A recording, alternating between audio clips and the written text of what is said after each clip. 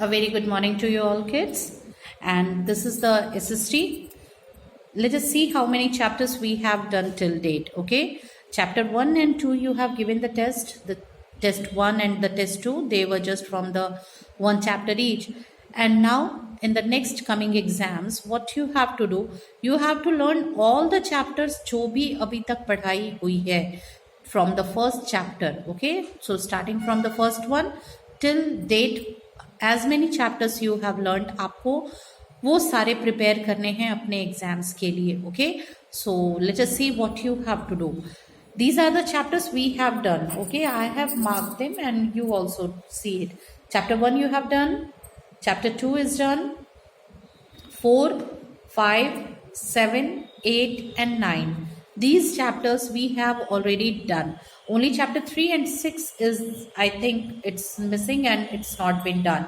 So we will finish it in the next month.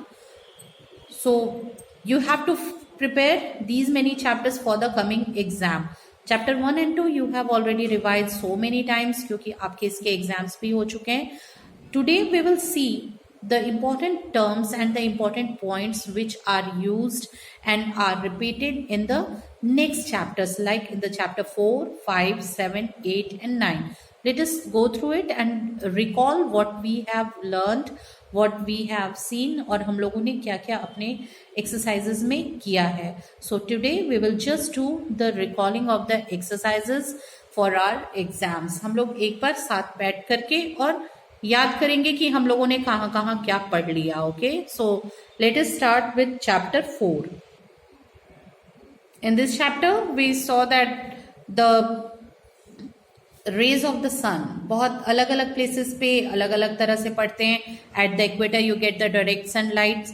फिर जैसे जैसे ये पीछे आते जाते हैं इक्वेटर से पोल्स की तरफ, दोनों हेमिस्फीयर में, this is the northern hemisphere and this is the southern hemisphere. तो जिस तरह हेमिस्फीयर्स के पोल्स की तरफ आप बढ़ते जाते हैं तो दूरी जितनी ज्यादा बढ़ती है, greater the distances and that is spread over a large area, उतना ज्यादा दूर होता जाता है सनलाइट भी. ओके, और पोल्स जो होते हैं वो कम गर्म होते हैं. दिस इज द इक्वेटर, यहाँ डायरेक्ट सनलाइट होता है and that is the hottest area. फिर ये पोल्स की तरफ जैसे जैसे सनरेज स्लैंटिंग होते चले जाते हैं वैसे वैसे क्या होता है, गर्मी कम होती जाती है और ठंड बढ़ती जाती है. That is why the poles have the snow throughout the year. वहां बर्फ जमी रहती है. You can see the sunlight, suns rays are here, it's just directly here. ये डायरेक्टली यहाँ इक्वेटर पे आ रहा है. You can see this one, ये बिल्कुल सीधी लाइनें इक्वेटर पे आ रही हैं. फिर जैसे जैसे ये ऊपर की ओर जा रही हैं लाइंस, ये पोल्स तक, वैसे वैसे ये स्लैंटिंग होती चली जा रही हैं. So this is the effect of the sun rays. So depending on that only, ये जो टेम्परेचर जोन्स जो हमें पढ़ने हैं, they are determined by the amount of sunlight received by a region. किसी एक रीजन में कितना सनलाइट मिलता है, कितना सनलाइट उस एरिया पे पड़ रहा है, डायरेक्ट हो रहा है या स्लैंटिंग हो रहा है, ये देखते हुए डाला जाता है उन्हें डिफरेंट टेम्परेचर जोन्स में. Okay, so basically on the intensity of heat received from the sun by a particular place, the earth has been divided into temperature or the heat zones. इन्हें टेम्परेचर जोन्स या heat zones भी कहते हैं. They are तीन में divide किया गया है. This is the torrid zone, ये जो इक्वेटर के दोनों साइड हैं, इधर side of the equator, they are the torrid zones. Then the temperate zone, उससे थोड़ा सा और आप आगे जाएंगे, temperate zone, and then at the poles it's the frigid zone. Okay, torrid zone पे सबसे ज्यादा गर्मी होती है क्योंकि डायरेक्ट सनलाइट है. टेम्परेचर जोन पे बहुत ज्यादा न गर्मी होती है न ठंड होती है, एवरेज सही क्लाइमेट होता है. And at the frigid zone the snow is frozen through out the year. Okay, so this is the main thing in your chapter 4. You can better understand these three zones through the diagrams given over here about the heat zones of earth. तो आप इसको जरूर पढ़ेंगे. This is the 90 degree north and the 90 degree south, the torrid zone, बिल्कुल equator के दोनों side hemispheres पे. Then the temperate zone, that's between the 23 degree north and 66 degree north and it's here in the south. तो ये दोनों lines torrid zone के हैं. इससे और आप जब स्लैंटिंग रेज जाएगा तो ये टेम्परेट जोन है, and now here at the poles it's the frigid zone. So you go through these diagrams and see the degrees and the slanting rays of the sun over here. And let's recall, so many points are here. Temperate zone जो होते हैं वो moderate climate होता है, frigid zone coldest zone होते हैं, and torrid zone जो होते हैं they are the hottest ones. Okay, so these are the main points related with the chapter 4. Now let us come to the next chapter, that is chapter 5. In this chapter, I hope just that you have seen the video and this figure should be clear enough. ये हमेशा आपको बहुत clear होना चाहिए. जो equatorial forest region है, यानी जो इक्वेटर, डायरेक्टली इक्वेटर के दोनों साइड जो फॉरेस्ट रीजन होता है, वहाँ बारिश भी बहुत ज़्यादा होती है. That is hot and wet also. Wet इसलिए है क्योंकि क्या होता है कि जो वेपर्स हैं, वाटर वेपर्स हैं from the river, lake, ponds, they evaporate. वो स्लैंट, क्योंकि सनरेज बिल्कुल डायरेक्ट पड़ रहा है, ठीक है, ध्यान रखना कि ये एट द इक्वेटर हैं ये फॉरेस्ट रीजन, यानी कि सनरेज इन्हें बहुत डायरेक्ट मिल रहा है. और क्योंकि सनरेज डायरेक्ट मिल रहा है उसके कारण इवेपोरेशन भी यहाँ बहुत ज़्यादा हो रहा है. तो फॉरेस्ट रीजन है, ड्राई है, ड्राई एरिया नहीं होते हुए ये वेट एरिया है, क्योंकि हर दिन यहाँ बहुत तेज़ बारिश होती है with the thunder storms. Okay, water evaporate होता है, क्लाउड फॉर्म होता है, और क्लाउड फॉर्म होने के कारण बारिश बहुत ज़्यादा होती है. So that's the basic thing about this place. And the forest, ये जो फॉरेस्ट है यहाँ 4 लेयर्स में पाया जाता है. दिस इज वन, जो सबसे नीचे है ground floor, that is the forest floor. ये इन पत्तियों से गिरा हुआ या डिकेइंग एनिमल्स, लीव्स, इनसे बना हुआ फ्लोर होता है. फिर इसके ऊपर understorey, the second last one, ये इसके ऊपर अंडर स्टोरी, जहाँ वीक क्लाइंबर्स, प्लांट, श्रब्स, इस तरह के प्लांट पाए जाते हैं. Then the canopy, canopy are the dense trees, जो बड़े बड़े विशाल पेड़ होते हैं वो एक दूसरे से इतने सटे हुए होते हैं कि एक एम्ब्रेला जैसा स्ट्रक्चर बना लेते हैं, और उस स्ट्रक्चर के कारण कई बार डायरेक्ट सनलाइट नीचे फ्लोर तक भी नहीं पहुंच पाता, वो इतना डेंस कैनपी बना हुआ होता है. It's the umbrella like structure. Then the emergent layer, emergent layer is what, जो टॉलेस्ट ट्रीज होते हैं वो सबसे ऊपर का जो पॉइंट होता है वो बनाते हैं. The tallest trees they are at the emergent layer. Okay, so these are the 4 layers of the equatorial forestry. Okay, a large variety of plants and animals are also found here, क्योंकि बारिश भी बहुत ज़्यादा होती है और forest हैं तो एनिमल्स भी बहुत वैरायटी के होंगे. So the variety of the plantation and the animals are also found here. और यहाँ बहुत सारे डिफरेंट ट्राइबल कम्युनिटीज भी रहते हैं, like the Semangs of Malaysia, Kubus of Sumatra, Pygmies in Congo Basin, they all reside here. Okay, and I hope that you have done the back exercises also. You will do the question answers and back exercises. और ऐसा नहीं है कि सिर्फ back exercises पढ़ करके and you rest all that I have learnt everything. No, what you have to do, you have to go through the chapters. आपको पूरा का पूरा चैप्टर लर्न करना है, क्योंकि जब तक आप चैप्टर लर्न नहीं करेंगे you will not be able to answer the questions. Okay, तो अगर टेस्ट अच्छा करना है, एग्जाम्स में रिजल्ट अच्छे देखने हैं आपको, तो उसके लिए चैप्टर रीड करना पड़ेगा. केवल बैक एक्सरसाइजेस पढ़ करके you can't sit and relax. Okay, now this is the 7th chapter, the temperate zones. Temperate zone जो है that is neither too hot not too cold. ये टेम्परेट है, बहुत मॉडरेट टेम्परेचर होता है यहाँ, ना बहुत ज़्यादा ठंडी होती है ना बहुत ज़्यादा गर्मी होती है. And the trees and high mountains, इस तरह की चीज़ें यहाँ बेसिकली नहीं देखने को मिलती हैं. Here you can see the grasslands. Okay, और जो ग्रासलैंड्स हैं जो इन रीजन्स में हैं उन्हें आप डिफरेंट नेम्स से जान सकते हैं. Like you can see here the green patches in the map. ये जो ग्रीन आपको नजर आ रहा है, they are the grasslands over here. यहाँ बहुत लंबे ट्रीज और माउंटेन्स बहुत हार्डली देखने को मिलते हैं. They are hardly seen here. Now you can see the prairies here. Prairies written over here, it's the North America. Okay, here the grassland of the prairies are known as, grassland of the North America is known as prairies. Okay, then you can see the pampas here. Pampas is in the South America. Okay, then this is the South Africa, that is the Veld, okay.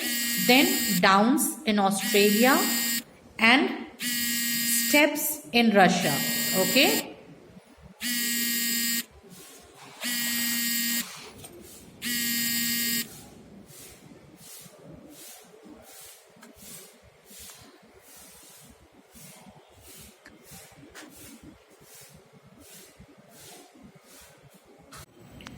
Okay, so these are the grasslands in the temperate zones. Here the climate, it's the grasslands which are in the southern and northern hemispheres, they experience different climates.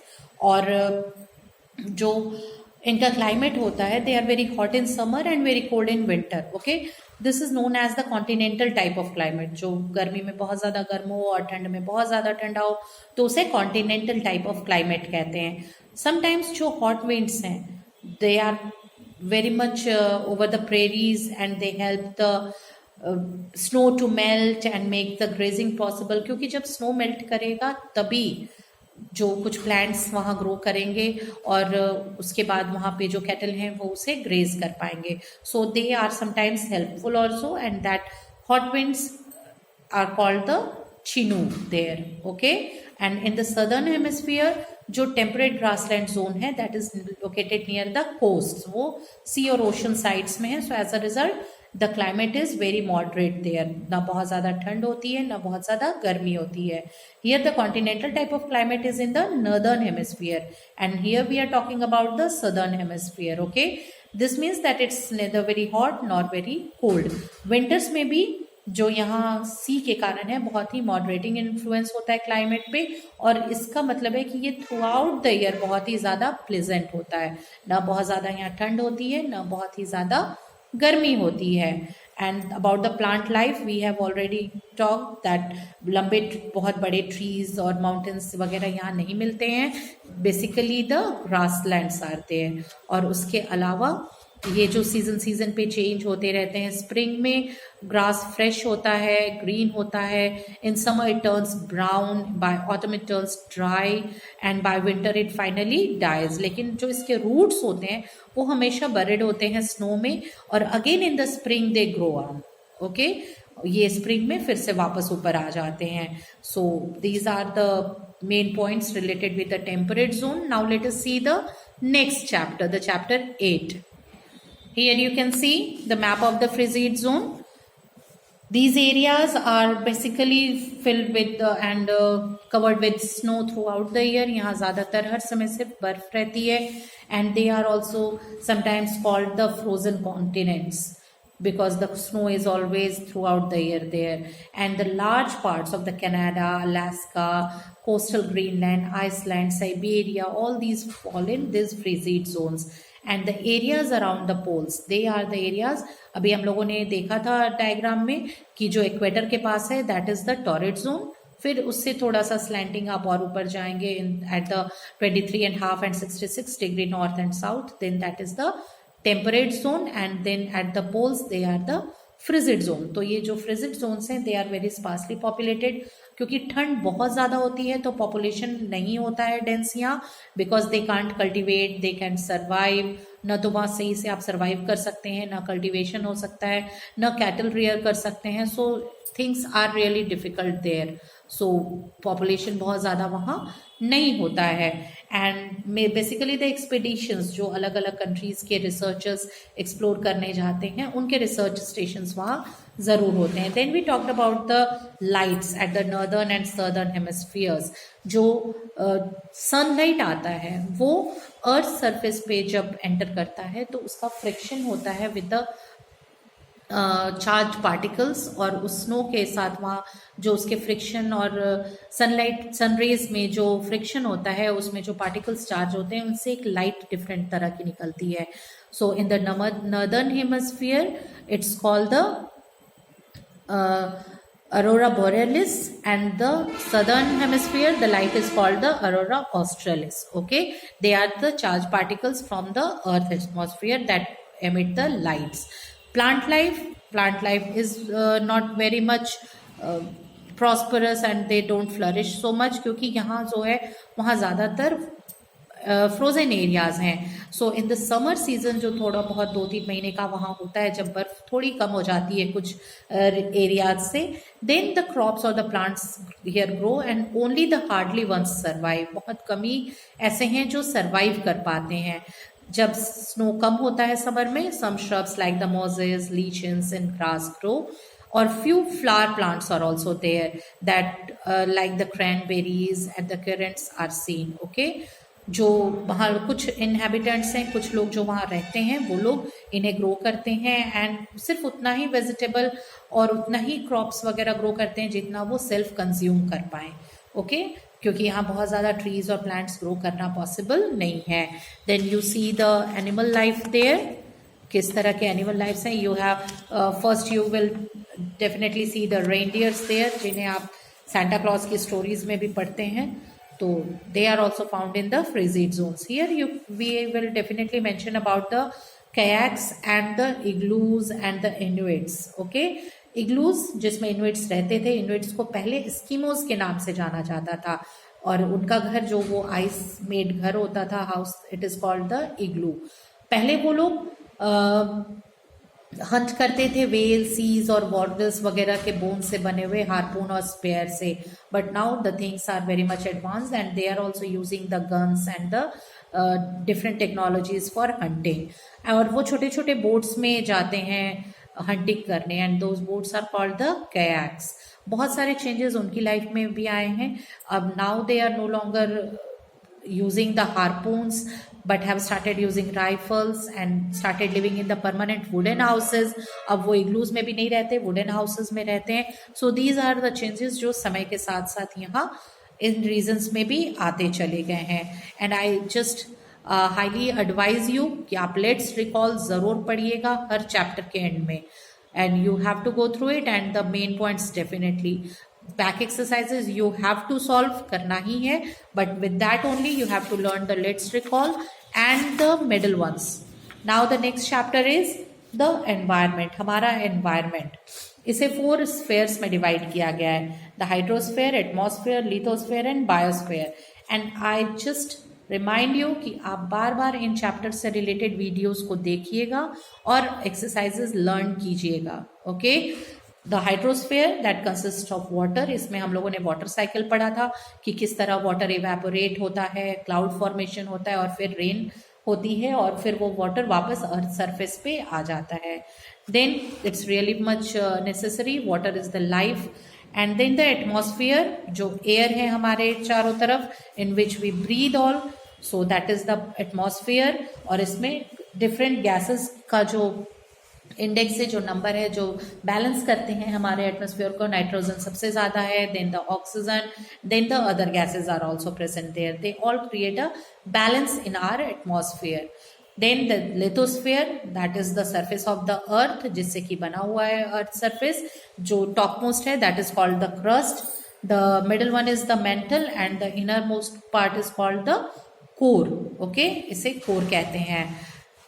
And finally it's the biosphere. Biosphere means the sphere in which all the living animals are there. Living organisms जितने भी हैं, from the hydrosphere, lithosphere, atmosphere, इसके जितने भी living organisms हैं वो सब मिल करके biosphere create करते हैं. Okay, because they are it's their habitat, वो अडेप्टेड हैं.